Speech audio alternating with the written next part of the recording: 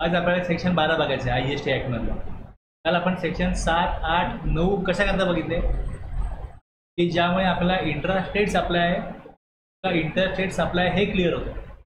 आणि त्यामध्ये location of supplier, त्यामध्ये काय होतंय की location of supplier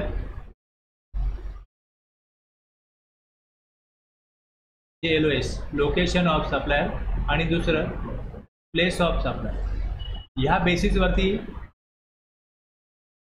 intrastate supply आहे का इंटरस्टेट सप्लाय हे ठरवलं जातं.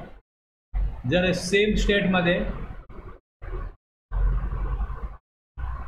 किंवा सेम UT मध्ये जर लोकेशन ऑफ सप्लायर आणि प्लेस ऑफ सप्लाय असेल तर काय होईल, हा इंट्रास्टेट सप्लाय होईल. आणि त्याप्रमाणे मग टॅक्सेस कुठले लेवी होतील, CGST आणि SGST.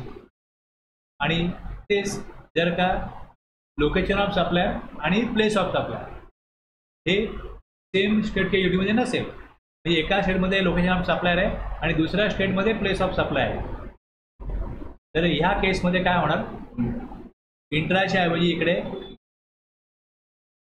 इंटरस्टेट सप्लाय होणार आणि मग टॅक्सेस देणार IGST. त्यानंतर आपण पुढे जाऊन काय बघितलं की सेक्शन 10 मध्ये गुड्सच्या केस बघितल्या की हा जो डिफॉल्ट रूल आहे हा लागू होत नाही सेक्शन 10 मध्ये. इथे वेगळ्या प्रकारे विचार करायला लागतो. तसंच आता आपल्याला काय बघायचं आहे की सेक्शन 12 मध्ये सर्व्हिसेसचे काय ट्रान्झॅक्शन्स आहेत, यामध्ये कशा प्रकारे प्लेस ऑफ सप्लाय ठरेल. आता इथे जर का सेक्शन 12 बघितला तर 12 कशा करत आहे, तर determination of the place of supply of services. इथे काय आहे, location of supplier of service आणि लोकेशन ऑफ रेसिपियंट हे भारतामध्येच आहे दोन्ही. त्याकरता सेक्शन 12 बघायचं. भारताबाहेर असेल तर त्याकरता सेक्शन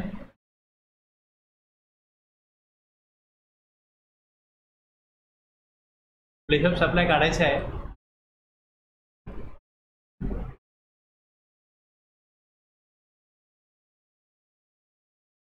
आउटसाइड इंडिया असेल तर place of supply service where location of supplier किंवा लोकेशन ऑफ रेसिडेंट हे आउटसाइड इंडिया असेल, मग प्लेस ऑफ सप्लाय सेक्शन 13 प्रमाणे बघायला पाहिजे. आणि आता बघतो आपण section 12 place of supply of services where location of supplier आणि रेसिपियंट हे दोन्ही कुठे आहे, भारतामध्ये.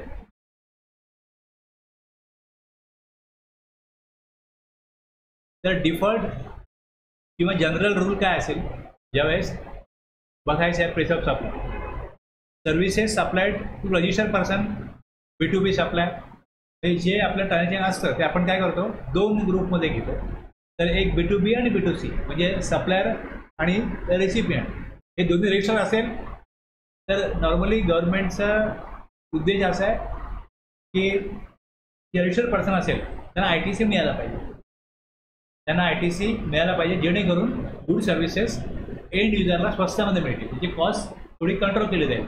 त्यामुळे जो कन्झ्युम नाही करत आहे त्याला ITC मिळेल आणि जो ॲक्च्युअल जो कन्झ्युमर आहे बर्डन पास ऑन त्याच्यावरती होईल आणि त्याप्रमाणे काय होईल, कॉस्ट कंट्रोलमध्ये राहतील. त्यामुळे इथे जनरल डिफॉल्ट रूल B2B साठी आणि B2C करता काय असेल हे दिलेलं आहे 12(2) मध्ये. पण हा जो डिफॉल्ट रूल आहे हा ॲप्लिकेबल होणार नाही 12(3) ते 12(14) याच्यामध्ये त्यांनी काही सर्व्हिसेस दिलेल्या आहेत.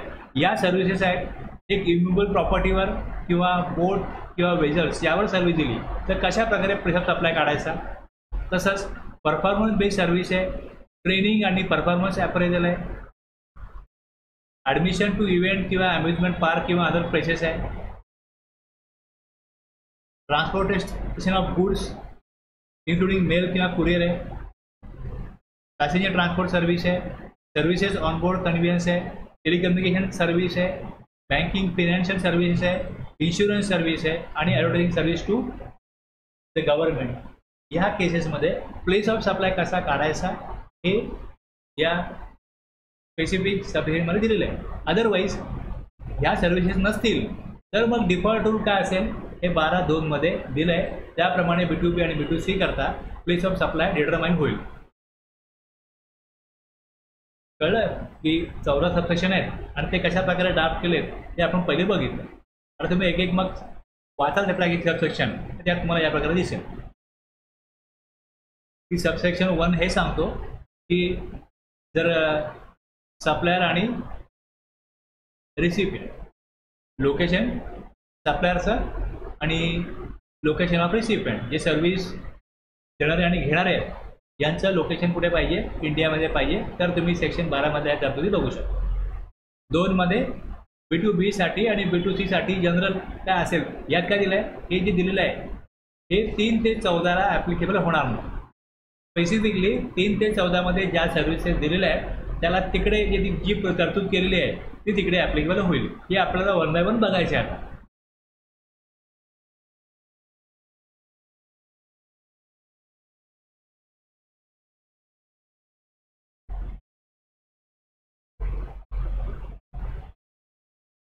त्याच्यामध्ये याचा इफेक्ट काय होतो B2B आणि B2C मध्ये.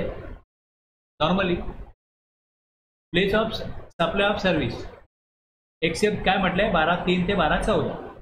जर रजिस्टर्ड पर्सनला दिलं तर shall be the location of such person. Place of supply काय असेल, जो सप्लाय घेणार आहे made to registered person, recipient registered person असेल तर supply location of such person, त्यांनी त्या लोकेशनला त्याच्या ती सर्व्हिस घेतली तर प्लेस ऑफ सप्लाय त्याप्रमाणे डिटरमाइन. आणि जर का अनरजिस्टर्ड पर्सनने एखादी सर्व्हिस घेतली तर place of supply location of recipient जिथे ॲड्रेस ऑन रेकॉर्ड एक्झिस्ट आहे त्या ॲड्रेसला सर्व्हिस दिली. रेसिपियंट अनरजिस्टर आहे आणि सप्लायर रजिस्टर आहे. आणि जर रेसिपियंटचा ॲड्रेस नाही आहे रेकॉर्डमध्ये तर मग तुम्ही रिचार्ज करता मोबाईल, तुम्ही महाराष्ट्रामध्ये आहात, तुमचा नंबर महाराष्ट्रामधला आहे, समजा तुम्ही दुसऱ्या कुठल्या स्टेटमध्ये गेलात आणि तुम्हाला मोबाईल रिचार्ज करायचा तर रिचार्ज करणारा रिचार्ज वाउचर वगैरे देतो ना, तो तुम्हाला विचारतो का तुमचा ॲड्रेस काय किंवा काय, काही विचारत नाही. रिचार्ज नंबर सांगा तर रिचार्ज मिळून जातो ना. मग अशा वेळेला the location of the supplier of service, place of supply काय, सप्लायरनी सर्व्हिस दिली आणि रेसिपियंटचा ॲड्रेस रेकॉर्डलाच नाही आहे. प्लेस ऑफ सप्लाय काय झाला, लोकेशन ऑफ सप्लाय. तुम्ही दिल्लीला गेलात आणि एखादी सर्व्हिस घेतली आणि तिकडे तुम्ही B2C आहात, तुम्हाला विचारणार पण नाही तुमचं नाव काय, ॲड्रेस काय, तर सर्व्हिस देईल, तुम्हाला सर्व्हिस मिळून जाईल. तर प्लेस ऑफ सप्लाय काय होईल, लोकेशन ऑफ सप्लाय.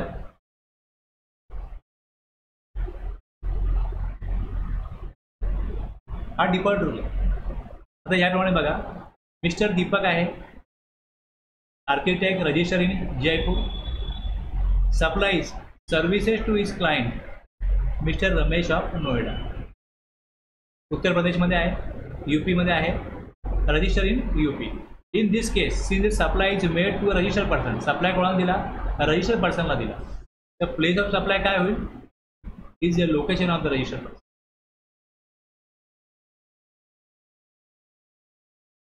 जर त्यांना एखादी बिल्डिंग बनवायची असेल, त्याचा काही ॲडवाईस, कन्सल्टन्सी अशा प्रकारे त्यांना माहिती पाहिजे असेल, माहिती. सप्लायर कुठे आहे, राजस्थानमध्ये. Mister Deepak architect, register in Jaipur. त्या आर्किटेक्टकडनं मिस्टर रमेश ऑफ नोएडा यांनी काय केलं, उत्तर प्रदेशमधला काही सर्व्हिस घेतली असेल त्या आर्किटेक्टकडनं. तो इनवॉइस बनवेल, त्या इनवॉइसमध्ये प्लेस ऑफ सप्लाय काय दाखवेल, प्लेस ऑफ सप्लाय काय येईल, नोएडा, उत्तर प्रदेश. म्हणजे ज्यावेळेस IGST ज्यावेळेस तिथे दिला जातो त्यावेळेस आपण जी इनवॉइसची प्रोव्हिजन बघितली आहे त्यावेळेस जर का दुसऱ्या राज्यामध्ये म्हणजे इंटरनेट सप्लाय जर असेल, आपण बघितला होता रूल कुठला आहे, इनवॉइस बनवताना रूल कुठला येतो, रूल येतो तिकडे टॅक्स इनवॉइसचा 46 मध्ये तुम्हाला काय कंटेंट असतील हे दिलेलं आहे.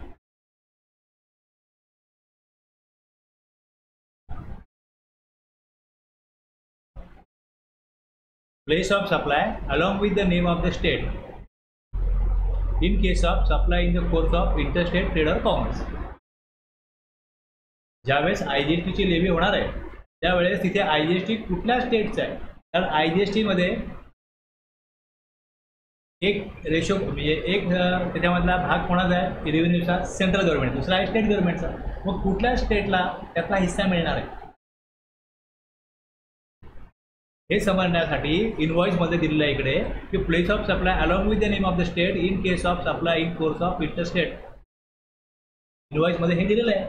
मग त्याप्रमाणे काय करायला लागेल इकडे, ज्या वेळेस ते इनवॉइस बनवतील फक्त IGST लिहून चालणार नाही तिकडे, कारण इनवॉइस काय सांगतो की इंटरस्टेट सप्लाय आहे पण स्टेटचं नाव पण लिहा. म्हणजे दीपक जो राजस्थानमधला असेल, जयपूर राजस्थानमधला असेल, त्यांनी सप्लाय दिला कोणाला, उत्तर प्रदेशमधल्या रजिस्टर पर्सनला दिल्या.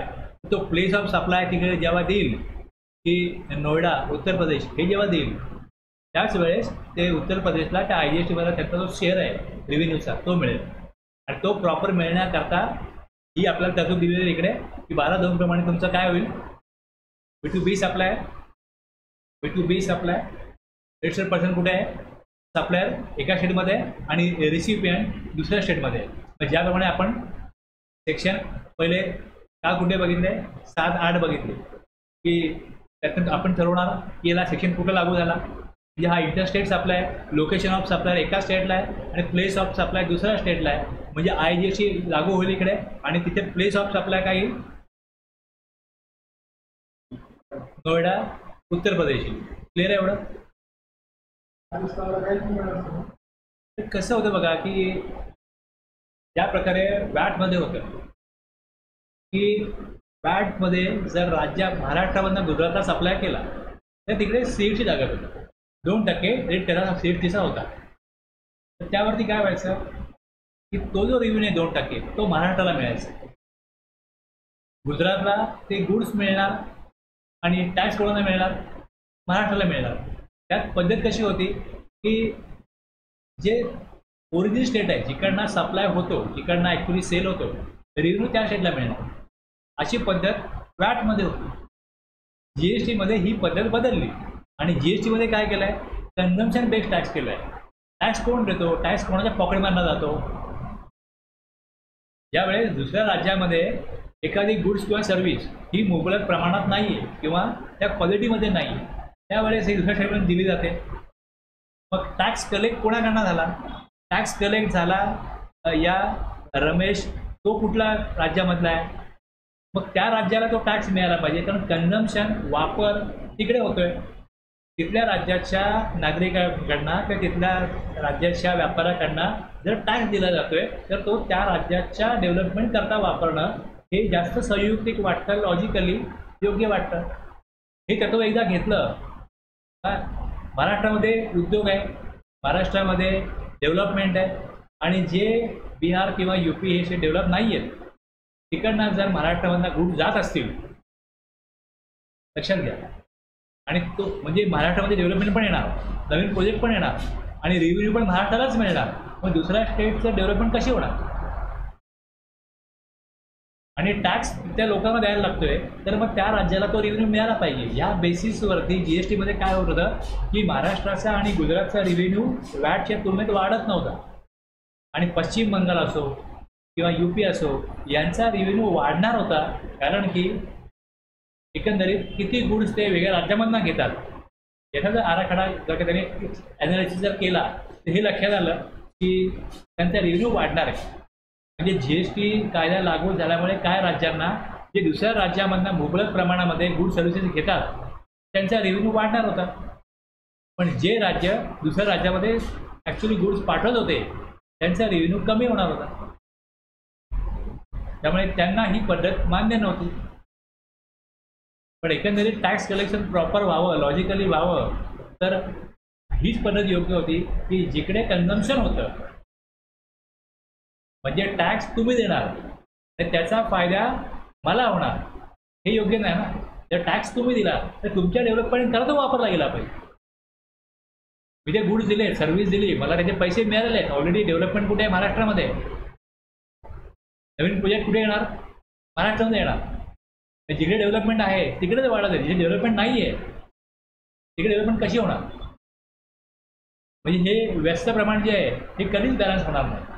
हे जर बॅलन्स करायचं असेल तर ही जी पद्धत आहे टॅक्स कलेक्ट करण्याची ती ओरिजिन बेस असता कामा नये, ती कन्झम्पशन बेस असली पाहिजे किंवा डेस्टिनेशन बेस असली पाहिजे, की जिकडे ॲक्च्युली ज्या डेस्टिनेशनला गुड्स किंवा सर्व्हिस जातील तिथला जो व्यक्ती आहे किंवा जो बिझनेस आहे जो तो टॅक्स पे करतो त्या राज्याला त्याचा रेव्हेन्यू मिळाला पाहिजे, टॅक्स मिळाला पाहिजे. त्यामुळे तुम्ही जे म्हणताय की मग इथे राजस्थानला काही मिळणार नाही का, तर राजस्थानला टॅक्समध्ये काही भाग मिळणार नाही, टॅक्सचा काही भाग मिळणार नाही. ते कलेक्ट करणार की अमाऊंट राजस्थानमध्ये येणार, जमा होईल राजस्थानमध्ये, कारण सप्लायर कुठे आहे राजस्थानमध्ये, तो G/1 भरेल, 3B भरेल, तो टॅक्स जमा करेल.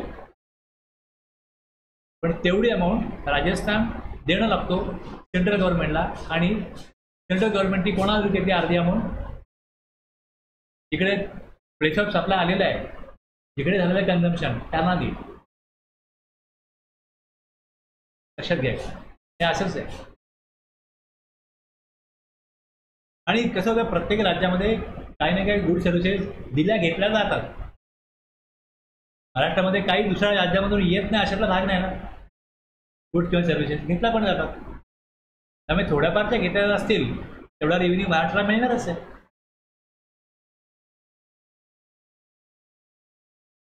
जे स्ट्रॉंग स्टेट आहेत त्यांना कमी रेव्हेन्यू मिळतो, जे कमजोर स्टेट आहेत त्यांना जास्त रेव्हेन्यू मिळतो, म्हणजे ते स्टेट स्ट्रॉंग होतं. जर तसं झालं, त्या राज्यांना रेव्हेन्यू जास्त मिळाला, तर मग तिकडचे लोक रोजगाराकरता स्ट्रॉंग स्टेटमध्ये येणार नाहीत, आणि इथल्या मग जी भूमिपुत्र आहेत त्यांच्या नोकऱ्या जाणार नाहीत. म्हणजे बरेच अशा गोष्टी आहेत की लॉंग टर्ममध्ये विचार गव्हर्नमेंटला करायला लागतो, त्यातून त्यांनी ही पद्धत काढली. बरेच इश्यू असतात. एखाद्या समुदायाला समजा एक साधं कांद्याचं एक्झाम्पल आहे, व कांद्याला एक्सपोर्ट करायला द्या. जर एक्सपोर्ट करायला दिला कांदा तर शेतकऱ्यांना फायदा होईल, बरोबर आहे. पण जर इथे आपली जेवढी गरज आहे देशाची तेवढा कांदा जर का महाराष्ट्रामध्ये किंवा देशामध्ये राहिला नाही तर कांद्याचा भाव 200 रुपये किलोपर्यंत जातोय, गव्हर्नमेंटनी बघितलंय. काही लोकांना फायदा होईल, जरूर व्हायला पाहिजे, पण मग ती गोष्ट अनबॅलन्स पण होते ना. कधी डाळीचा भाव वाढतो, कधी मग कांदे महाग होतात, अशाच गोष्टी आहेत. त्यामुळे कुठली गोष्ट देशामध्ये कशा प्रकारे चाललेली आहे आणि ती कंट्रोल कशी करायची हे गव्हर्नमेंटला बघावं लागतं.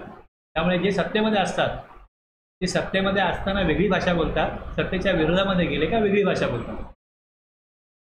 हे नॉर्मल आहे, असंच होणार आहे, त्याला काही इलाज नाही. कारण बजेट आहे, त्या बजेटप्रमाणे सगळ्या गोष्टी चालल्या जातात. त्यातनंच ही पद्धत आली की डेस्टिनेशन बेस टॅक्स असेल, IGST मधला पार्ट कोणाला मिळेल त्या स्टेटला मिळेल, म्हणून इनवॉइसमध्ये प्लेस ऑफ सप्लाय त्या राज्याचं नाव हे टाकणं इनवॉइसमध्ये कंपल्सरी केलेलं आहे. आता हे जेवढे कंटेंट तुम्ही बघताय, हे जितके कंटेंट आहेत हे एवढे कंटेंट टाकायला सांगितले, हे एवढे कंटेंट टाकायला सांगितलेले आहेत. पण समजा एवढे कंटेंट टाकले नसतील तर मग त्याचा ITC घेता येईल का, याविषयीची तरतूद आपण जेव्हा इनपुट टॅक्स क्रेडिटचं प्रोव्हिजन बघू तेव्हा मी सांगेन परत की त्यामध्ये ह्यातले असे आवश्यक कंटेंट आहेत ते असायलाच पाहिजे, ते असतील तर ITC घेता येईल. आणि त्यात पण हे दिलं आहे की जर इनवॉइसमध्ये IGST लागून आलेला आहे तर त्या इनवॉइसमध्ये बाकीची आवश्यक माहिती काही दिली चालेल, पण तिकडे कुठल्या स्टेटचं नाव आहे IGSTसाठी ते आवश्यक दिलेलं आहे की तिकडे तुम्ही ते असलंच पाहिजे, तरच तो ITC घेता येईल. म्हणजे हा इनवॉइस पाहिजे. एक पहिले असं आहे की जेव्हा ITC घ्यायचं आहे तेव्हा हा इनवॉइस असणं गरजेचं आहे, Rule 46चा इनवॉइस असणं गरजेचं आहे. पण यातले पुढे प्रोव्हिजन आहे त्यात हे दिलेलं आहे की सगळे कंटेंट नसतील तरी आवश्यक कंटेंट एक 4-5 प्रकारची माहिती ती असलीच पाहिजे. त्यामध्ये जर इंटरस्टेट सप्लाय असेल आणि IGST लेवी झाली असेल तर मग त्या स्टेटचं नाव पाहिजे ज्या स्टेटमधनं ते गुड्स परचेस झाले. लक्षात की त्यात दिलेलं आहे. बघू पुढे जाऊ.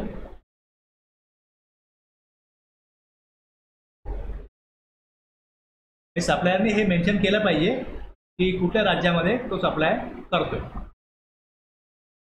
Mr. Ram Shastri, an astrologer in Bhilwara, Rajasthan, registered in Rajasthan, provides astrology services to his client, Mr. Yogi.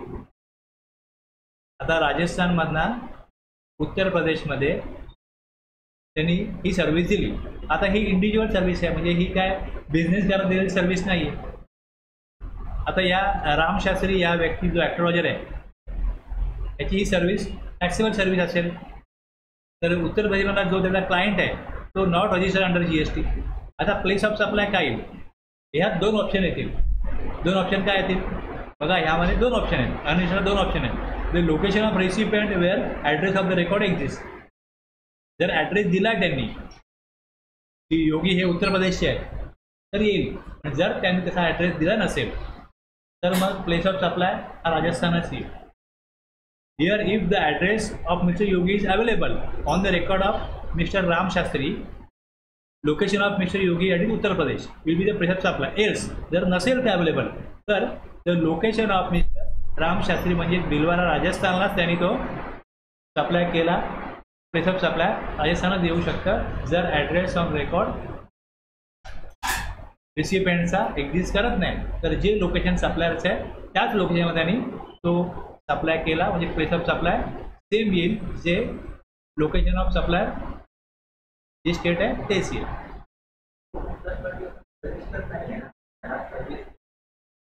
तुम्ही ज्या ॲस्ट्रॉलॉजरकडून सर्व्हिस घेताय, ओके, तुम्ही महाराष्ट्रामध्ये समजा आहात आणि एखादा राजस्थानमध्ये तुम्हाला जेव्हा सर्व्हिस देईल तर तुम्ही त्याला सांगितलं की मला तुम्ही एक इनवॉइस काय बिल द्याल, त्यात माझं हे ॲड्रेस नाव रेकॉर्ड करा. तर त्यांनी त्यांना माहिती घेतली आणि त्यांना जर कळलं की महाराष्ट्रामधला त्याचा क्लायंट आहे तर त्याच्या ॲड्रेसला महाराष्ट्रात गेलं ना, मग तो रिव्हेन्यू महाराष्ट्राला मिळाला पाहिजे, कारण की कंझम्पशन कुठे झालं महाराष्ट्रामध्ये झालं. पण तुम्हाला मी जसं एक्झाम्पल सांगितलं की जसं रिचार्ज वगैरे करतो अशा केसमध्ये ती माहिती जात नाही. जर ती माहिती नाही गेली तर मग काय होईल? आता एखादी हायवेला गाडी बंद पडते तर रिपेअर करून दिली कोणी गाडी, एखादं शोरूम आहे, एखादं असं मोठं गॅरेज आहे, त्यांना कळलं बाबा मारुती सर्व्हिस सेंटर ते आले आणि त्यांनी गाडी रिपेअर केली. आणि ती गाडी कुठल्या स्टेटची आहे, कोणाच्या नावावर आहे हे ड्रायव्हरनी सांगितलं नाही, बा किती 2000 रुपये घेतले, रिपेअर झाला, तो बिल ते बनवेल. कुठल्या प्रकारचं मोठं सर्व्हिस सेंटर असेल ते असं बिल बनवेल. तर त्यांना आता रेसिपियंट कोण आहे, कुठल्या स्टेटचं आहे हे जर त्यांनी सांगितलंच नाही किंवा यांनी विचारलं नाही तर मग तिकडे प्लेस ऑफ सप्लाय महाराष्ट्र होईल. पण जर त्यांनी सांगितलं की ही गाडी बाबा जी आहे ही UPची आहे आणि ती तुम्ही ह्या नावावरती बिल द्या,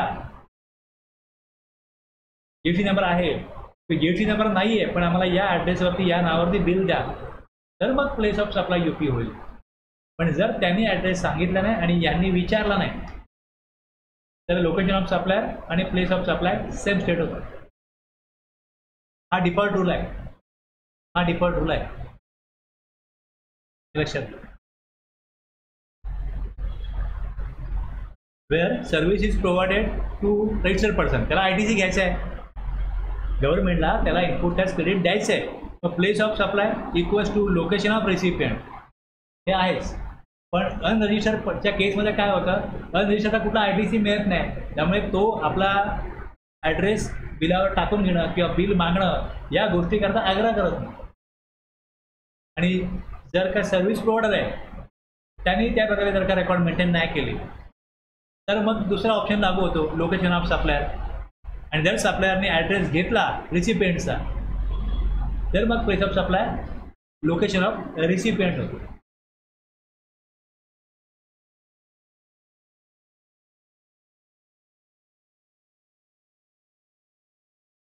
B2Bला असंच होणार की B2B सप्लाय सर्व्हिस असेल तर रिसिपियंटचा जो रजिस्टर ॲड्रेस असेल तोच येईल प्लेस ऑफ सप्लाय. पण जर B2C असेल the default presumption for place of supply is in the respect of unregistered person is also the location of recipient. पण लोकेशन ऑफ रेसिपियंट जर का उपलब्ध नसेल, बरं वेळा असं होऊ शकेल उपलब्ध नसेल तर the address of recipient is not available, location of the supplier of service is taken as, त्याला पर्याय दिलेला आहे, proxy for place of supply. आता अशा प्रकारे तुम्ही ॲझम्पशन झालं. असे आणखीन काय ॲझम्पशन असू शकतात की हे जेव्हा बघायचं आहे की प्लेस ऑफ सप्लाय काय त्याचा बेसिस काय असू शकतो. Location of service provider, location of service receiver, place where the activity takes place, किंवा जिकडे परफॉर्मन्स होतं सर्व्हिसचा, किंवा जिकडे काहीतरी कन्झम्पशन होतं, सर्व्हिस इज कन्झ्युम, किंवा place person to whom actually benefit कोणाला मिळते. ओके, तर एखाद्याला प्रॅक्टिस सर्जरी करायची, बेनिफिट कोणाला मिळतं, त्या व्यक्तीला मिळतं. मग ॲक्च्युली तो परफॉर्मन्स कुठे झाला किंवा बेनिफिट कोणाला मिळाला, कुठे मिळाला, हे वेगवेगळे बेसिस आहेत. या बेसिसवरच the various elements use for determining the place of supply of a services काय असू शकतात. एक B2B आहे, तसं आणखीनही काही गोष्टी आहेत त्या काय आहेत, ॲझम्पशन काय असू शकतात. ती ॲझम्पशन ही आहे की location of service provider, location of service receiver, place of performance, place of consumption, किंवा ॲक्च्युअल बेनिफिशरी प्लेस किंवा पर्सन, हे प्लेस ऑफ सप्लाय असेल. आता आपण काय बघितलं, लोकेशन ऑफ सर्व्हिस प्रोव्हायडरच काय होतं, प्लेस ऑफ सप्लाय होतं, कारण की B2C सप्लाय होता आणि त्याची ॲड्रेस एक्झिस्ट करत नव्हता, हे असं आहे.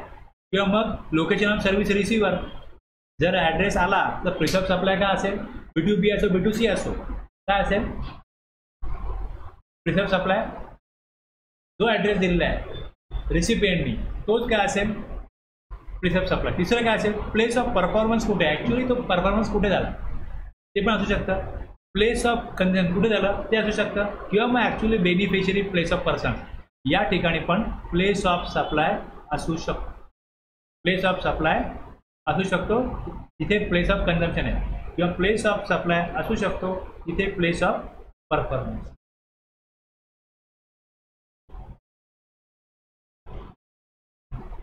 मी जे फार घाई करून मला चालणार नाही म्हणून मी हळूहळू चालू आहे, कारण पुढे आता गुंतागुंतीचे विषय सुरू होतील. हे डिफॉल्ट रूल असा आहे.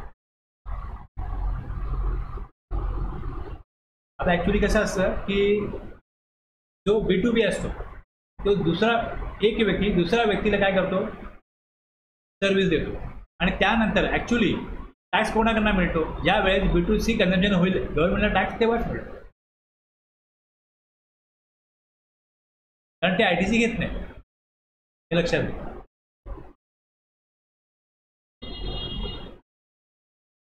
सेक्शन 12 आहे, सब सेक्शन 3 आहे, ह्यात दिलंय की तुम्हाला काय काढायचं आहे, place of supply of service काढायचं. काय काढायचं, the place of supply of service determine करायचं. Service directly in relation to an immovable property including services provided by, service provided by कोण आहे, आर्किटेक्ट. सर्विस कुठे दिली आहे, directly in relation to immovable property. Interior decorator आहे, surveyor आहे, engineers, other related experts और estate agent यांनी service दिली डायरेक्टली रिलेटेड टू कुठे आहे, immovable property. Any service provided by way of grant of right to use immovable property किंवा for carrying out or coordination of construction work. जर या cases होत असतील, इमूवेबल प्रॉपर्टीवरती सर्व्हिस दिली जाते, shall be the location of which immovable property or boat or vessel as case may be located or intended to be located. ती immovable property किंवा ती बोट किंवा वेझल याचं जे लोकेशन आहे, जिकडे आहे, बोटीवर दिली सर्व्हिस आर्किटेक्ट, बोटीवर दिली इंटेरियर डेकोरेटर, कुठल्या प्रकारे सर्व्हिस दिली, किंवा आणखीन दिला इकडे की फॉर कॅरिंग आउट और कोऑर्डिनेशन ऑफ कन्स्ट्रक्शन वर्क, कुठल्या प्रकारे सर्व्हिस दिली. तर ज्या लोकेशनला ती इमूवेबल प्रॉपर्टी आहे, ज्या लोकेशनला ती बोट आहे किंवा वेझल आहे, प्लेस ऑफ सप्लाय ती जागा असेल ज्या जागेवरती प्रॉपर्टी बोट किंवा वेगळं. Raj hotel register in Himachal Pradesh is constructing a hotel in Uttarakhand. त्यांनी दुसरे नवीन हॉटेल बांधायला घेतलं उत्तराखंडमध्ये. The interior decoration of the hotel is being done by Ravi interiors register in Uttarakhand. त्याने एक लोकल उत्तराखंडमधलाच एक व्यक्ती बघितला इंटेरियर डेकोरेशन, त्याला सांगितलं तू काय कर इकडे आम्हाला इंटेरियर करून दे नवीन हॉटेलसाठी. आता राज हॉटेल ज्या वेळेस ही सर्व्हिस त्याला परफॉर्म करायला सांगतो त्यावेळेस राज हॉटेल रजिस्टर कुठे आहे? हिमाचल प्रदेशमध्ये. ओके. आणि हा रवी इंटेरियर्स जेव्हा उत्तराखंडच्या दुसऱ्या कुठल्या जागेसाठी काय करतो त्याची सर्व्हिस देतो त्यावेळेस इथे ही सर्व्हिस कुठे दिली आहे? इमूवेबल प्रॉपर्टीवर दिली. आता इथे लोकेशन ऑफ सप्लायर उत्तराखंड आहे आणि प्लेस ऑफ सप्लाय काय असेल? Place of supply even though the recipient म्हणजे राज हॉटेल हे रजिस्टर कुठे आहे? हिमाचल प्रदेशला जरी रजिस्टर असलं तरी प्लेस ऑफ सप्लाय हा उत्तराखंडलाच होईल. तर प्रॉपर्टी कुठे आहे? उत्तराखंडला आहे. प्रॉपर्टी उत्तराखंडला आहे. Place of supply will be the location of the hotel, Uttarakhand. This is an intrastate supply and CGST AGST is applicable. आता माझ्याकडे एक व्यक्ती आहे तो असं सर्वेचं वगैरे काम करतो. महाराष्ट्रामधला आहे आपल्याच पनवेलमधला आहे. त्याच्याकडे गुजरातच्या एका सर्व्हिस रिसिपियंट त्याकडे आला म्हणजे गुजरातची पार्टी आली. त्याने सांगितलं की आम्हाला एक त्यांना डिटेल दिले की आम्हाला या प्रकारे एक सर्वे करून द्या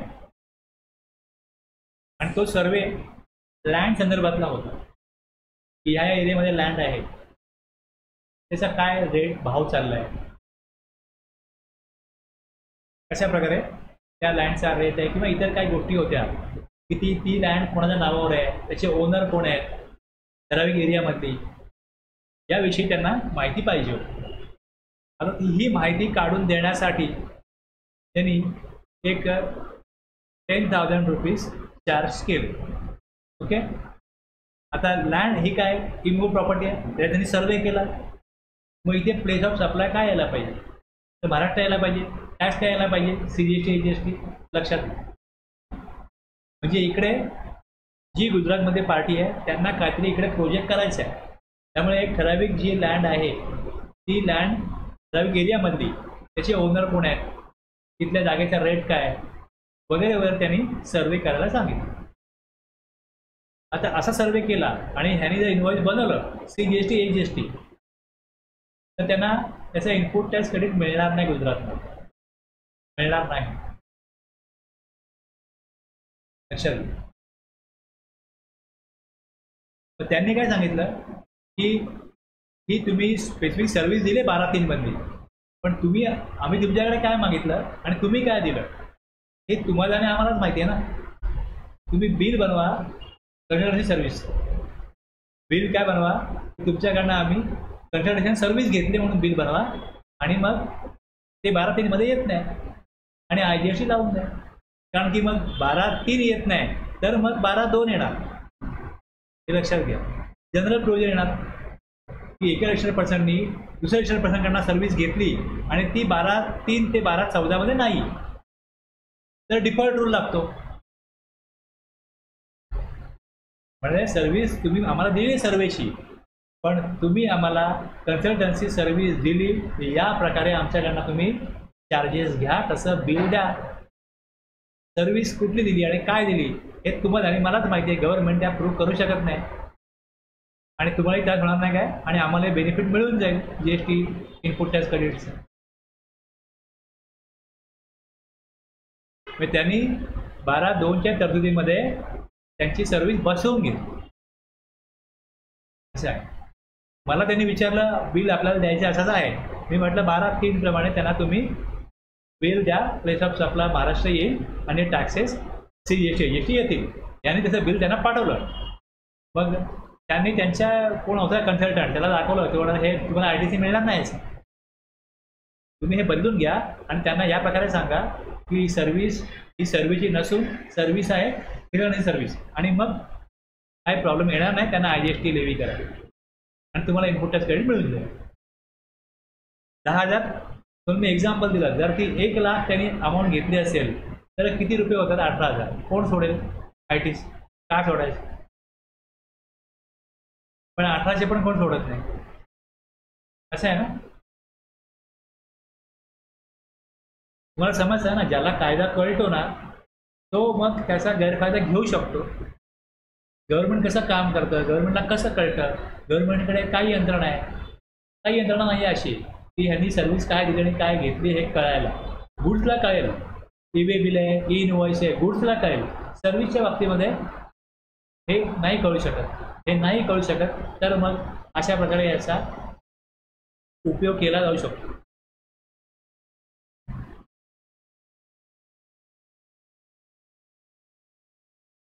कसं होतं की याच्यामध्ये बर्डन ऑफ प्रूफ गव्हर्नमेंटवरती आहे की तुम्ही ही सर्व्हिस घेतलीच नाही. आता हे कसं हॉटेल आहे, इथे इंटरव्ह्यू केलं दिसेल, हे दिसेल हे कोणी केलं, मग ते पुढे जाऊन प्रूव्ह होऊ शकतं की बाबा इथे सर्व्हिस प्रोव्हायडर हा व्यक्ती होता, त्यांनी ह्याला अशा बँकेला पैसे आले, मग तुम्ही याला कुठे सर्व्हिस दिली, कुठली सर्व्हिस दिली, मग हे काम कोणी केलं आहे इंटरव्ह्यूचं. मग तशाच प्रकारे जर गव्हर्नमेंटनी माहिती कलेक्ट केली तर मग अशी गोष्ट लपणार नाही. पण छोट्या मोठ्या गोष्टी अशा असतात त्याच्यामध्ये सहज ते लपवलं जाऊ शकतं.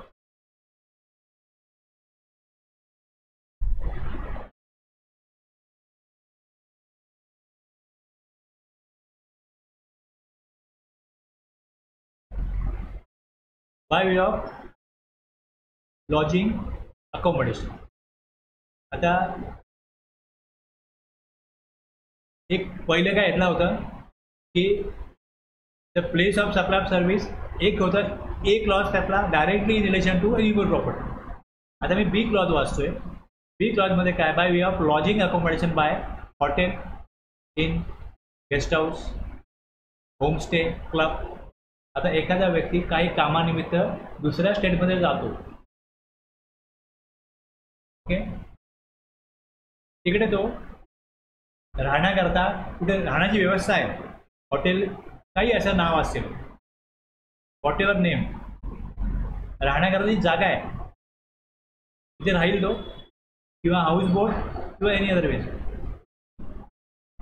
ही सर्व्हिस त्याने घेतली राहण्याकरता, काय अमाऊंट पे केली, त्याला 4 दिवस राहायचं आहे, त्या हॉटेलचं पर डे भाडं 5000 आहे, त्या राहण्याच्या जागेचं त्यांनी 20,000 पे केलं.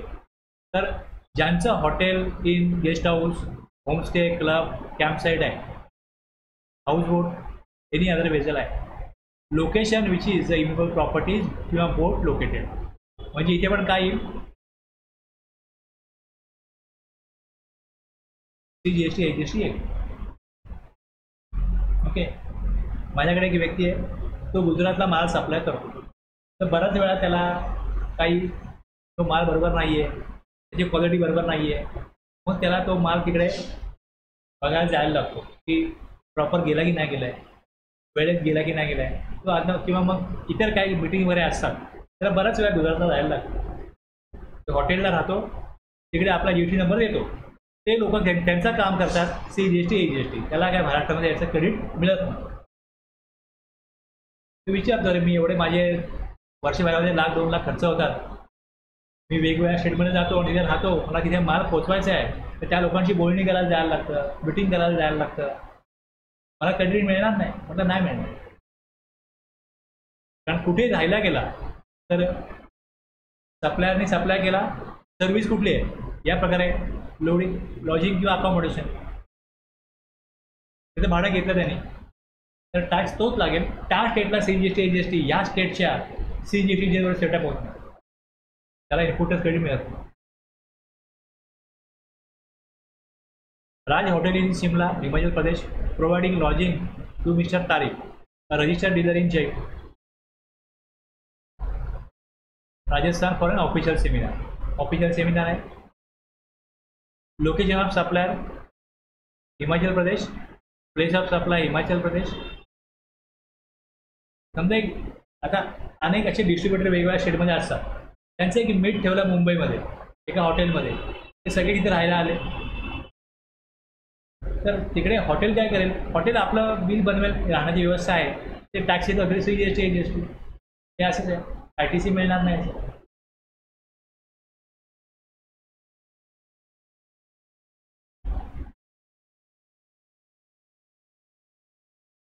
Bye way of accommodation in any immovable property for organizing. Accommodation कशा करताय? ऑर्गनायझिंग, लग्न आहे, रिसेप्शन आहे, matter related there to, official, social, cultural, religious, business function, including service provided in relation to such function at such property. Place of supply काय असेल? Shall be location of which the immovable property or boat or vessel as case may be located in H1.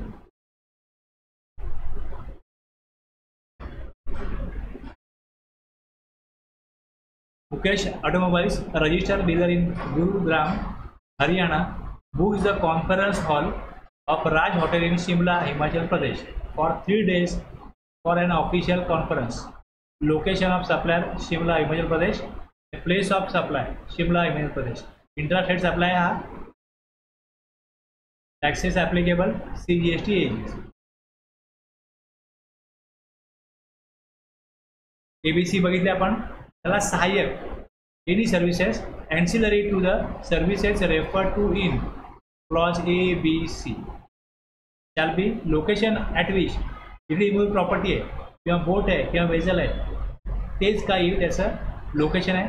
Place of supply service. Mukesh automobiles along with booking for the conference hall आणि hotel in Shimla also orders food and beverages for his guest for official conference. काय झाले? सहाय्यक service झाली ना, जे राहण्याची व्यवस्था आहे राहिले प्लस त्यांना काय सर्व्हिस दिली आणखीन खाण्याची, आणखीन काही कपडे त्यांचे वॉश करायचे असतील कुठलेही त्यांनी काही सर्व्हिस दिली ॲन्सिलरी सर्व्हिस या सगळ्यावरती टॅक्सेस लागतील CGST AGST. म्हणजे रिसिपियंट रजिस्टर कुठल्या स्टेटचं आहे ते इथे मटेरियल आहे ते इथे बघितलं जाणार नाही, ते इग्नोर केलं जाईल आणि हा इंट्रास्टेट सप्लाय होईल आणि सप्लायर टॅक्सेस लावेल CGST AGST.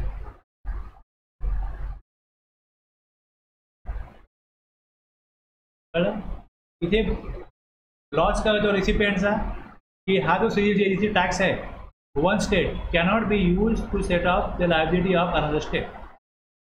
हा लॉस आहे, हा प्रॉब्लेम आहे. म्हणजे जर गव्हर्नमेंटने सांगितलं आहे की जे कन्झ्युमर आहे आम्ही त्यांच्याकडनंच टॅक्स घेऊ आणि B2B सप्लाय झाला तर मॅक्झिमम क्रेडिट मिळेल, पण ह्या केसमध्ये क्रेडिट रिस्ट्रिक्ट होतं.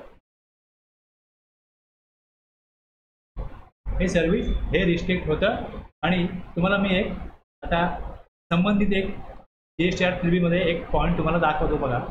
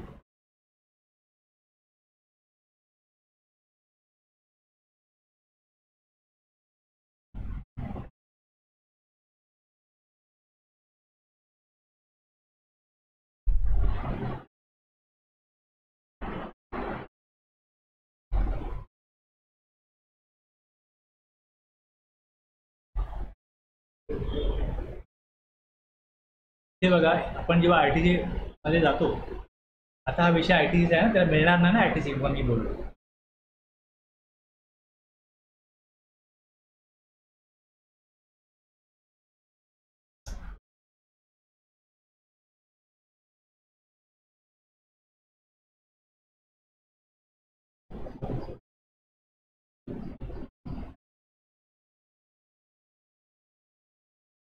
काय दिसतंय 18 नंतर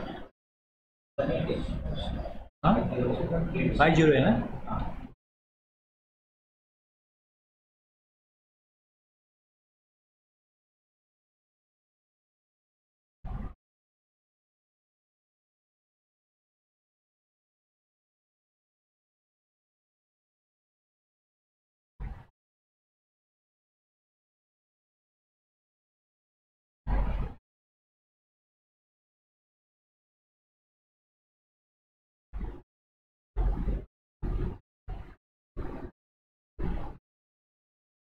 ineligible ITC and ITC restricted due to POS rule. तर वरती ITC जो दिलेला आहे इथे येईल ऑटो कॉपरेट होऊन, त्यातला जो दुसऱ्या राज्याचा आहे तो त्या ऑटो कॉपरेट होणार नाही. तर मग इनएलिजिबल ITC अंडर सेक्शन 116(4) आहे आणि दुसरा आहे ITC restricted due to POS rule किती आहे हा इथे रिपोर्ट करायचा, हा इथे रिपोर्ट करायला सांगितलं.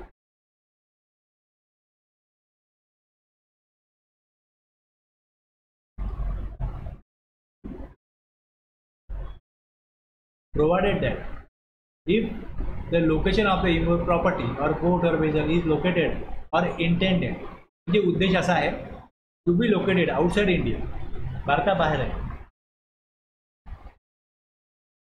प्रॉपर्टी बोट किंवा vessel, the place of supply shall be the location of recipient. place of supply काय होईल, recipient जो सर्व्हिस घेतोय, place of supply location of recipient. ABC Limited of Mumbai hires professional firm of interior decorators of Delhi to design its office in Canada. आता कॅनडामध्ये काय घेतलं, service घेतली, एक ऑफिस त्यांचं कॅनडामध्ये सर्व्हिस घेतली. Location of supplier Delhi. ABC Limited of Mumbai hires a professional firm of interior decorator of Delhi. Location of supplier काय दिल्ली आणि प्लेस ऑफ सप्लाय काय होईल, मुंबई होईल. रिसिपियंट कुठला आहे, मुंबईचा आहे आणि सप्लायर कुठला आहे, दिल्लीचा आहे आणि सर्व्हिस दिली कुठे, तर कॅनडामध्ये. तर हा प्रोव्हिजो काय सांगतो की रिसिपियंटचं जे लोकेशन आहे सर्व्हिस तिकडे दिली, प्लेस ऑफ सप्लाय तो होईल. Since the image property is intended to be located outside India, the place of supply as per proviso section 1213 of the IGST Act shall be the location of the recipient of service, here Mumbai being the location of ABC Limited.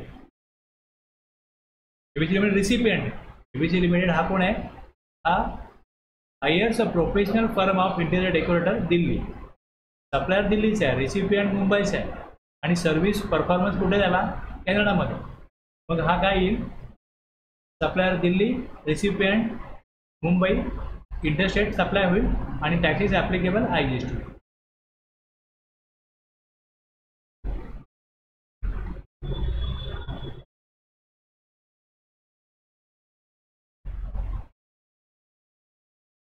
Where the immovable property or boat or vessel is located in more than one state or UT, account जास्त स्टेटमध्ये आहे. Supply service shall be treated as made in each of the respective state or UT in proportion to the value of service separately collected or determined in terms of the contract and agreement. जे contract किंवा agreement आहे त्यात दिलेलं आहे की एक दिवस एका शेअरमध्ये सर्व्हिस दिली, एक दिवस 2 दिवस दुसऱ्या शेअरमध्ये दिली तर किती व्हॅल्यू असेल, किती रेट असेल, हे जे ॲग्रीमेंट दिलेलं असेल तर मग त्याप्रमाणे प्लेस ऑफ सप्लाय ठरेल. In the absence of such contract किंवा agreement on such other basis as may prescribe, जर तसं स्पेसिफाय केलं नसेल कॉन्ट्रॅक्टमध्ये किंवा ॲग्रीमेंटमध्ये. बघा मी सप्लायर आहे, तुम्ही मला सांगितलं की इमूव्ह प्रॉपर्टीवरती मला सर्व्हिस द्या, किती प्रमाणात कुठे द्यायची, कशी द्यायची आणि त्याचं काय चार्जेस असतील इथे ठरलं ॲग्रीमेंटमध्ये तर मग काय विषयच नाही. पण एक लमसम ठरलं की 1 लाख रुपये घेणार आणि या दोन्हीकडे सर्व्हिस द्यायची, मग प्लेस ऑफ सप्लाय किती कुठे कसा काढणार, मग त्याकरता रूल 4 दिला. रूल 4 दिला आहे की POS shall be in proportion to number of nights area. ते बोट किंवा वेजल आहे मग किती रात्र कुठे जर राहण्याची व्यवस्था केली, जर नाईट आहे एरिया आहे सर्वे केला तर मग एरिया किती आहे, कन्स्ट्रक्शन आहे सर्वे किती एरिया आहे असं बघता येईल. किंवा on the basis of declaration bye the service provider. ABC Limited is providing construction services of a road to be construed from Delhi to Mumbai covering multiple state. आता ही इमेल प्रॉपर्टी सर्व्हिस आहे.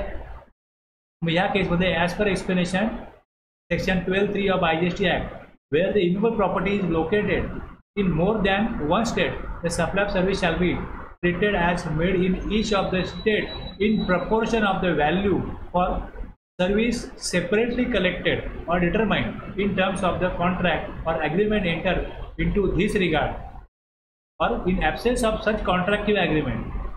Lump sum rate ठरला आहे की हे एवढं काम करा, एकंदरीत प्रोजेक्टची व्हॅल्यू किती आहे, एक 10 करोड 2 करोड 5 करोड जी काय असेल, तर मग रूलप्रमाणे बघायला लागेल. मग रूलप्रमाणे बघायला गेला तर मग रूल ड्राफ्ट कसा केला आहे बघा, रूल 4 मध्ये रूल वेगळा असतो ना. मग त्यात त्यांनी दिलेलं पाहिजे असं की 12(3) जी तरतूद आहे, सर्व्हिस कशा प्रकारे वाटली जावी. मग त्यातले ABCD आहे ना, बघितलं ना आता आपण 12(3) मध्ये. मग याच्यामध्ये अशा प्रकारे डिटरमाइन करता येईल.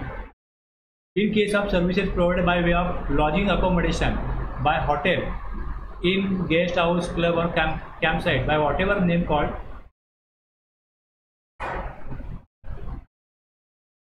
काय म्हटलंय, except cases where such property is a single property located in 2 or more continuous state or UT or both. Name called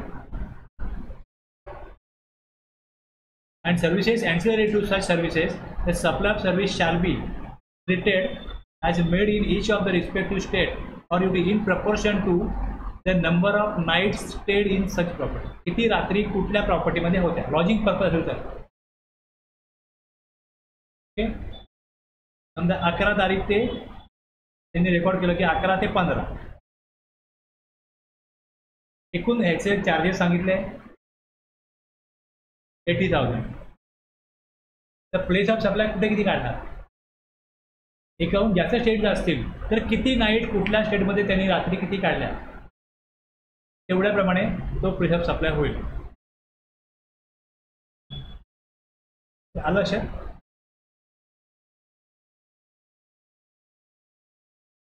proportion 2 state आहेत, एका स्टेटमध्ये 1 रात्र, दुसऱ्या स्टेटमध्ये 3 रात्र. मग काय येईल, इथे 20,000चा सप्लाय केला आणि इकडे 60,000चा सप्लाय केला, असा होईल ना प्रपोर्शन. इथे त्यांनी म्हटलंय का, in proportion to the number of nights, एकूण कन्सिडरेशन नंबर ऑफ नाईट्स किती होत्या त्याप्रमाणे प्लेस ऑफ सप्लाय, एका स्टेटला 1 दिवस, दुसऱ्या स्टेटला 3 दिवस, त्याप्रमाणे अमाऊंट पण काय होईल, प्रपोर्शनली डिवाइड होईल. आणि त्याप्रमाणे टॅक्सेस पण काय होतील, लेवी होतील.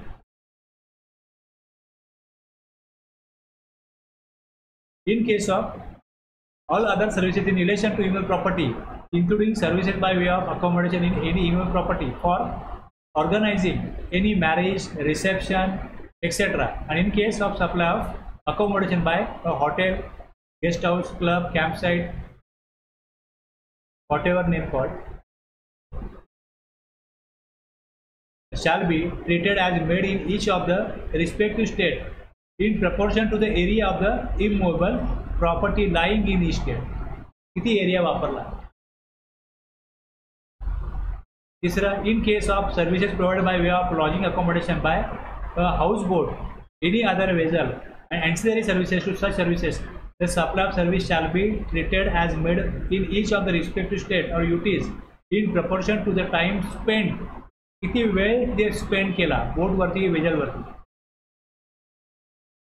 आता हे कसं कळेल, in such state or union territory which shall be determined on the basis of declaration made to the effect by the service code. किती वेळ दिला, इकडे इथे वेळेचे चार्जेस असतात, त्यामुळे ते रेकॉर्ड करत असतात. आणखीन एक्झाम्पल दिली, रजिस्ट्रेशन 1, रजिस्ट्रेशन 2, ओके, आणि 3. हे क्लिअर होईल या करता. आता बघा किती वेळ झाला, अप्रॉक्सिमेटली 55 मिनटं झाली. अजून आपण 12:03च बघतो, 14 पर्यंत जायचं. तुम्हाला एक बेस क्लिअर हवा म्हणून मी एवढा वेळ दिला याच्यावर. आता पुढे मी थोडं फास्ट घेणार. आता आपण जे बघितलं 12(3) मध्ये काय बघितलं की immovable property services directly in relation to immovable property, lodging accommodation in hotel, guest house, houseboat, accommodation for marriage function ह्याच्याकरता आहे. आणि मग ह्याला सहाय्यक सर्व्हिस हे 1, 2, 3 आहेत त्यांना.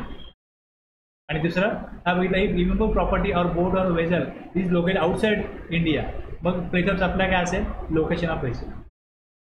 आणि बाकी ठिकाणी जिकडे परफॉर्मन्स दिला आहे त्याच जागेवरती काय होईल, प्लेस ऑफ सप्लाय तिकडेच असेल. जिकडे ती प्रॉपर्टी आहे, जिकडे लॉज आहे, जिकडे ते फंक्शन झालं आहे त्याच जागेवर काय असेल, प्लेस ऑफ सप्लाय असेल. आणखीन इकडे एक्झाम्पल दिली ते 12(3) संपलं.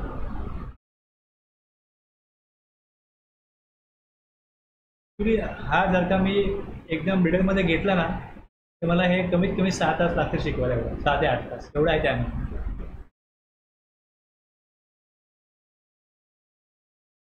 Place of supply performance based services for individual. हे इंडिव्हिज्युअल शब्द काय वापरला की personal grooming, fitness, beauty treatment, health services, cosmetic practice service ही कोणी केली आहे, एखाद्या व्यक्तीची केलेली आहे. प्लेस ऑफ सप्लाय काय असेल, shall be the location where the services are actually perform. इकडे B2B B2C बघितलंच जात नाही. Mrs X of Goa went to trip to Mumbai, she avail beauty treatment services in beauty parlour of Mumbai. 12(4) प्रमाणे काय येईल, place of supply काय येईल, Maharashtra Mumbai. Charges कुठले लागतील, चार्ज कुठले लागतील, CGST AGST. सप्लाय कुठला असेल, intrastate. Manish caterers in Mumbai provides catering services to Mukesh automobiles. आहे ना इकडे रेस्टॉरंट आणि कॅटरिंग सर्व्हिस पण आहे. किती दिली ही जर का प्रोव्हाइड केली. सर्व्हिस रिसिपियंट कुठला आहे, Mukesh automobiles Surat Gujarat for their annual sales event in Pune as per section 12(4) of IGST act. The place of supply of catering service shall be the location. इथे ही सर्व्हिस ॲक्च्युली परफॉर्म झाली म्हणजे इथे काय होईल, महाराष्ट्र होईल. म्हणजे इथे गव्हर्नमेंटला B2B B2C हे बघायचं नाही आहे. जिकडे ॲक्च्युली सर्व्हिस दिली, कुठल्या प्रकारची सर्व्हिस आहे, तरी ही रेस्टॉरंट किंवा catering service, personal grooming, fitness, treatment, health service या सर्व्हिसेस ज्या राज्यामध्ये दिल्या जातील, रिसिपियंट घेणारा कोणी असो, B2B B2C असो, काही असो, इकडे इंट्रास्टेट सप्लायच होईल आणि CGST AGST हेच टॅक्सेस लागतील. इथे IGST येणार नाही या सर्व्हिसकडे.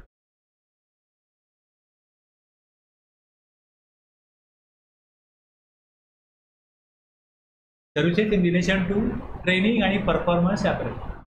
आता ट्रेनिंगमध्ये काय असतं की समजा एक व्यक्ती GSTचा नवीन कायदा चालू झाला तर एखाद्या स्टेटमध्ये एखाद्या कंपनीला वाटलं की आपले जे अकाउंट डिपार्टमेंटचे लोक आहेत त्यांना आपण GST ट्रेनिंग घेण्याकरता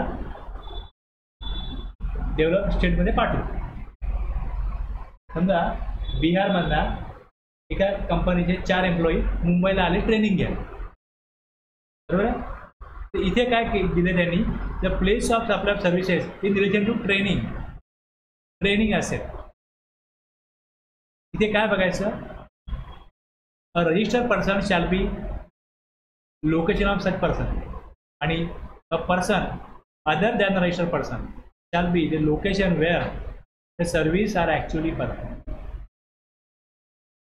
जर महाराष्ट्रामध्ये ट्रेनिंग घ्यायला एखादा अनरजिस्टर्ड पर्सन आला, सर्व्हिस दिली महाराष्ट्रामध्ये, मग place of supply CGST AGST आहे, महाराष्ट्र होईल प्लेस ऑफ सप्लाय. पण तेच महाराष्ट्राबाहेरचा व्यक्ती आला आणि तो इथे असं का केलं असेल,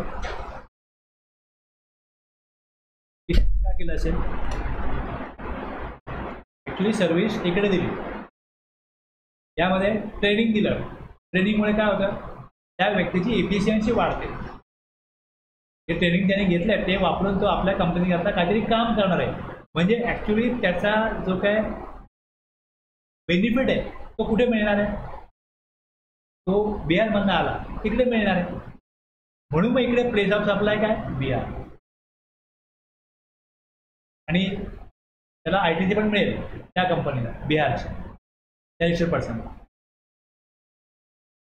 लक्षात घ्या. पण अनरजिस्टर्ड पर्सन आहे तो जर आला तर मग ITCचा प्रश्नच नाही. मग त्यामध्ये बेनिफिट तो कुठे ते वापरेल त्याचं जे काय ट्रेनिंग घेईल जे त्याचं स्किल डेव्हलप होईल ते कुठे वापरेल हे काय माहिती नाही आहे. मग ह्या केसमध्ये काय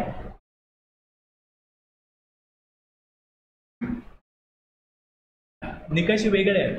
B2B ला निकष वेगळा आहे, B2C ला वेगळा आहे. या केसमध्ये Amoghya institute of fashion designing in Bangalore Karnataka provides fashion designing training to Mohan apparel register in Chennai Tamil Nadu. Training is conducted at Amoghya institute premises. Training कुठे दिली गेली? अमोघ इन्स्टिट्यूट फॅशन डिझायनिंग कुठे आहे? Karnataka. Location of supplier Karnataka. The training is conducted at Amogh institute premises. Location of supplier Bangalore Karnataka. Place of supply the location of Mohan apparel Chennai Tamil Nadu. Even though training is conducted in Karnataka. मग इथे taxes कुठे लागतील? हा इंटरस्टेट सप्लाय असेल आणि tax applicable IGST. Amogh institute of fashion designing in Bangalore Karnataka provides an undergraduate course in fashion designing to students at his premises. आता student कुठले पण असो, कुठल्या पण राज्याचे असो. लोकेशन ऑफ सप्लायर काय? Bangalore Karnataka. Training is provided in Karnataka.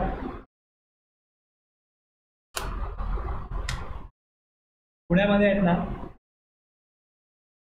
CA चे क्लासेस आहेत. CA CS चे क्लासेस घेतले जातात आणि महाराष्ट्राबाहेरच्या म्हणजे इतर राज्यांमधले अनेक स्टुडंट मुंबईला येऊन राहतात, पुण्याला येऊन राहतात आणि ते क्लासेस करतात.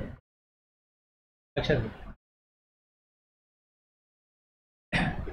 एक साधारण पहिले 8 सब्जेक्ट CAच्या एक्झाममध्ये होते. ग्रुप 1 मध्ये 4 सब्जेक्ट, ग्रुप 2 मध्ये 4 सब्जेक्ट. आता एखाद्याला CAची एक्झाम द्यायची तर CAचं कसं आहे, एक तुम्ही कोर्स रजिस्टर केला का त्याचा अभ्यास तुम्ही तुमचा करा. ते जे क्लासेस आहेत ते ICAI जे इन्स्टिट्यूट आहे CAचं ते क्लासेस ऑनलाईन कंडक्ट करतात. ते अटेंड करा. अदरवाईज तुम्ही तुमचं प्रायव्हेट कोचिंग घ्या. एक्झामची डेट येते त्याचं हॉल तिकीट मिळतं, त्या ठिकाणी जाऊन एक्झाम द्यायची. ते एक्झाम पास झाला, रिझल्ट येतो, त्याला सर्टिफिकेट मिळतं, पुढची प्रोसिजर होती.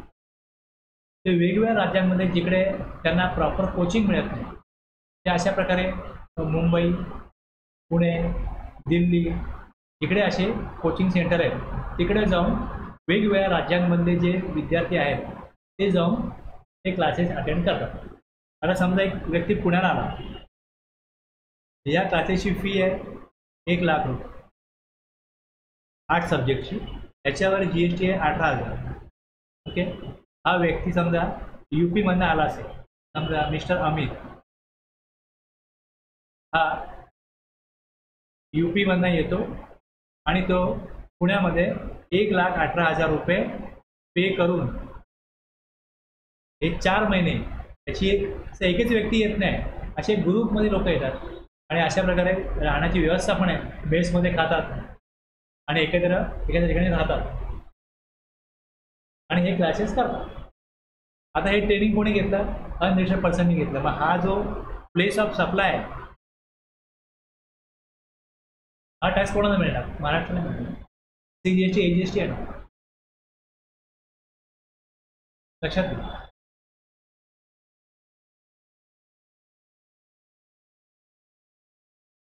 इथे क्लिअरिटी आहे ना. आता रिसिपियंट बघा, बाय डिफॉल्ट रूल काय?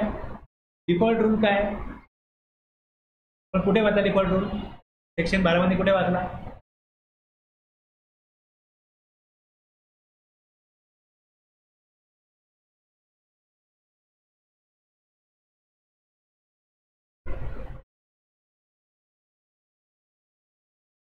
हा जो डिफॉल्ट रूल आहे की B2C असेल, मेड टू, त्यांनी ॲड्रेस दिलेला आहे. त्यांनी ॲड्रेस दिला आहे, मी UPचा आहे, बिहारचा ॲड्रेस दिला आहे. मग इथे प्लेस ऑफ सप्लाय या नियमाप्रमाणे काय होईल? ॲड्रेस दिला आहे तर पण जर ट्रेनिंग घ्यायला आलाय तो, तर गव्हर्नमेंटला ही 12(2) जी प्रोव्हिजन आहे ही ॲप्लिकेबल नाही करायची, म्हणून त्यांनी स्पेसिफिकली दिलं आहे.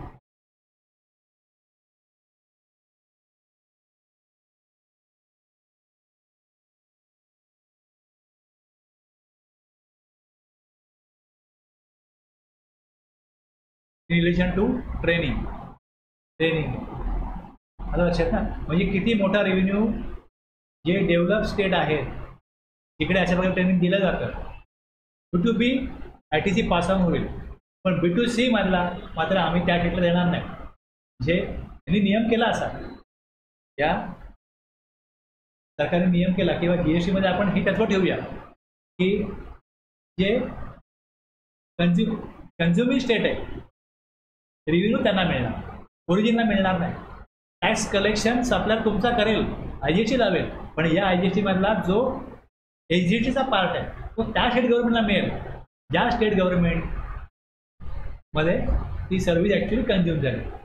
पण इथे त्यांनी या ठिकाणी काय सांगितलं की जर ट्रेनिंग दिलं जातं याचा रेव्हेन्यू आम्हाला पास ऑन नाही करायचा, म्हणून अशी वेगळी प्रोव्हिजन की सर्व्हिस दिली, ट्रेनिंग B2C आहे, तर मग हे महाराष्ट्रालाच मिळालं पाहिजे.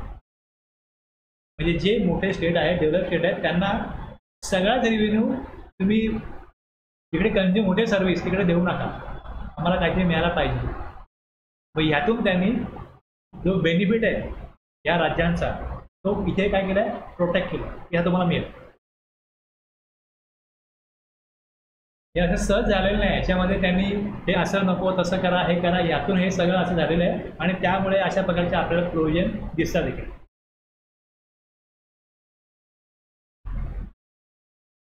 कळलं?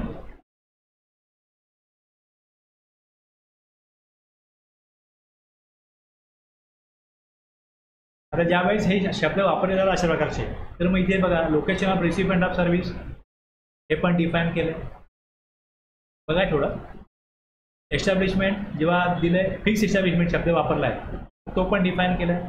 लोकेशन ऑफ सप्लायर सर्व्हिस हे पण डिफाईन केलं आहे. आणि प्लेस ऑफ सप्लाय हे गुड सर्व्हिसेस करता हेच लागू होतं. ही डेफिनेशन जी आहे ही ॲप्लिकेबल दोन्हीला होते, गुड सर्व्हिस दोन्हीला होते. त्यामुळे जिकडे कुठले शब्द येतील तेव्हा त्यामध्ये आपल्याला अशी काय डिफाईन कुठे केलं आहे का हे बघावं लागतं. Place of supply of service in relation to training. आता हे जे दिलेलं आहे परफॉर्मन्स ॲप्रेझल, याचा काय अर्थ आहे? परफॉर्मन्स ॲप्रेझल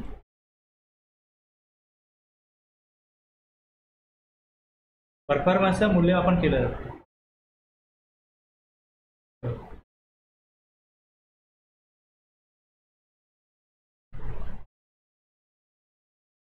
ओके, मग ही सर्व्हिस पण कोणी दिली या प्रकारची? जज वगैरे असतात ना कॉम्पिटिशनमध्ये, परफॉर्मन्स जज करायचा काय, तसं वेगवेगळ्या कारणासाठी परफॉर्मन्स आहे. कंपनी मग एम्प्लॉईचा परफॉर्मन्स काय, तिथे डिपार्टमेंट आहे त्यांचा परफॉर्मन्स काय, तर परफॉर्मन्स ॲप्रेझल त्यामध्ये येतो. Service in relation to training आणि परफॉर्मन्स ॲप्रेझल.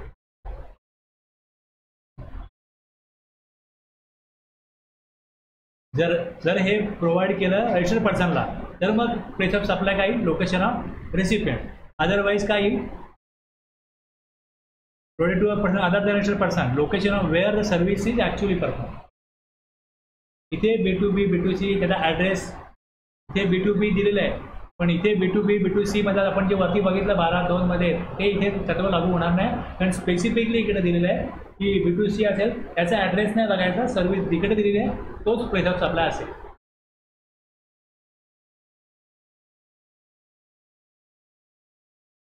ते घ्यायचा ब्रेक थांबूया ना इथे.